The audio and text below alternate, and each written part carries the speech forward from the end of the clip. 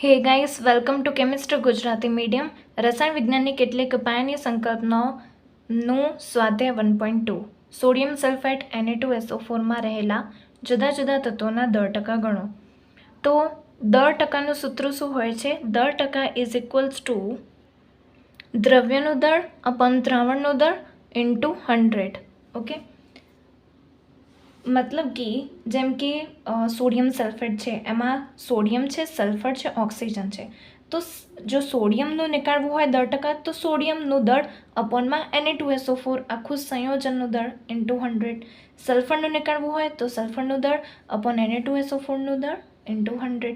આવી રીતે સોડિયમનું દળ કેટલું થાય છે, મતલબ કે મોલર દળ કેટલું થાય છે 23, સલ્ફરનું 32 અને ઓક્સિજનનું થાય છે 16. જેમ કે મને નીકાળવા હોય સોડિયમ, સલ્ફર અને ઓક્સિજન, એમાંથી સોડિયમના દળ ટકા ઇઝ ઇક્વલ્સ ટુ સોડિયમનું દળ. ઓકે, Na2 અહીંયા 2 સોડિયમ છે તો 23 ઇન્ટુ 2 મતલબ 46, 46, 23 ગુણ્યા 2 46 અપોન ઓકે Na2SO4નું દળ એ જે ગણવું પડશે આપણને, અહીંયા ગણી લઈએ.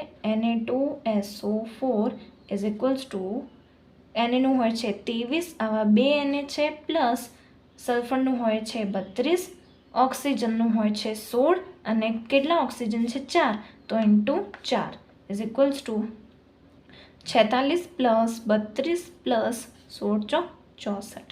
તો આ આવી જશે 6 ને 4 10 ને 2 12, તો 2 અને 6 ને 4 10 ને 13 ને 1 14. ઓકે, 142 ગ્રામ પર મોલ.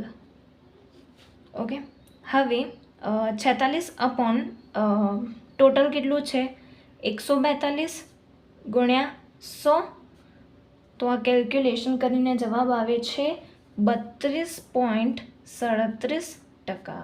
ઓકે, એવી જ રીતે આપણે સલ્ફરનું ગણીએ.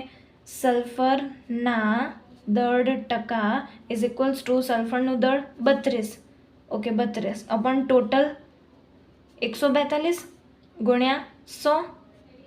આ કેલ્ક્યુલેશન કરીને આપણને જવાબ આવે છે 22.57%.